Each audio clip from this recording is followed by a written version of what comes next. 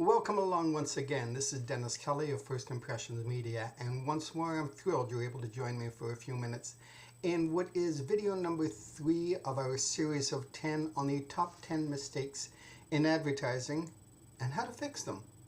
As we saw in videos 1 and 2, we talked about testing and about the critical importance of identifying each and every ad you prepare. Those should be the foundation for everything that goes out to the marketplace. Now, one challenge that I've run into on a number of times is that my clients have considered themselves to be the target group. And while that may or may not be the case, in the majority, you are selling a product or service to fix someone else's problem, and your tastes as the product or service solution are probably very different from the recipient who needs your expertise, your product, your service. I had one client who was infamously attached to a particular media, and it's a very fine media, but it was the only one he would use because it was the only one that he felt delivered the message that he would see. My challenge to him was quite simply, Ian, please remember, you are not the target audience for what we are trying to sell, and I applaud you for being so attached to this particular media, but it should not be the only vehicle that we utilize. Now, ultimately, he relented, and we did use a mix, including his favorite, but used a mix of media to reach a broader platform and still stay within budget. And I think that's a critical component for too many advertisers. They unfortunately and unwittingly sometimes have blinders on so that they only want to use the media that they see and recognize and understand and appreciate and are familiar with. And that's excellent. It's always a good comfort zone to be using something that you know and like and trust. And importantly, if you have tested and if it's working for you, keep using it. I have no quarrel with that. However, I want you to make sure you don't discount or dismiss other opportunities, because I never read that magazine. I don't listen to that radio station.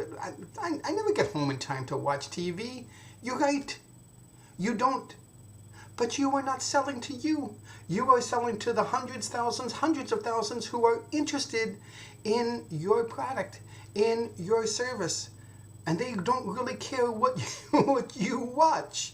What you want to do is put your message in front of them on the platforms and the times that resonate for them.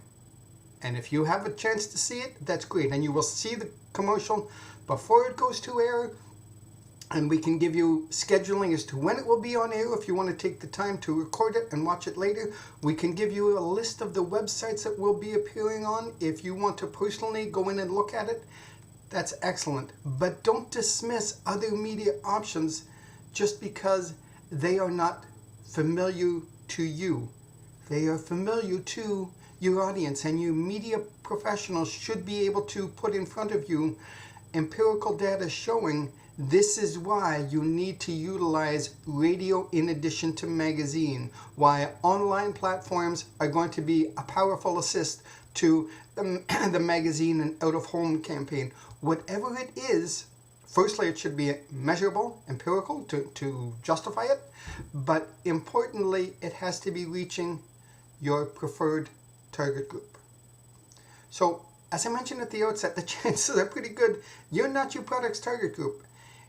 So don't just rely on your gut or your instinct or your own tastes in media for where to place the ad. Goodness sake, I've placed hundreds, maybe thousands of ads in media that I know from a buyer standpoint and not necessarily a user standpoint. And that's fine, because like it or not, I'm not always the target group for such and such a product. But I do know the right media to get your message in front of the proper target. So when you're developing who your audience is, please take the time to be as specific as possible. Now, you don't want to get so finite that you end up with a universe of 12 people, and I've seen that happen. But Don't pick the wrong place or the wrong target group or both and then wonder, geez, why is this such a lackluster response, man?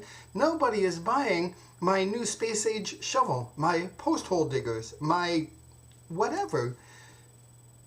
They need to know that you're providing a solution, and the solution you provide has to be what they need and has to be in the media that they are going to respond to and act on.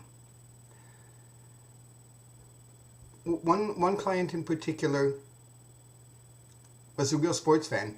Yours truly is as well. Absolutely, pick a sport and I'm there.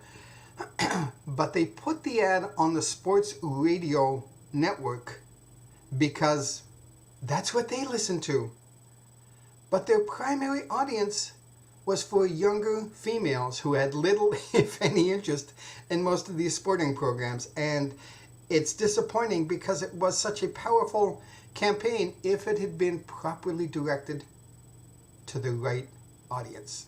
So here's what I want you to do. To fix mistake number 3, do the proper research. Find out who is really buying your product or service. And maybe that's a survey, a store intercept survey, an online survey, a mail out, something that genuinely tells you who is buying your product or who you think your candidates are. You can get as specific as possible by gender and age, by income and lifestyle, and a host of other demographic details that will help you zero in on them as much as you're able. And please do not rely on the universe of one sampling.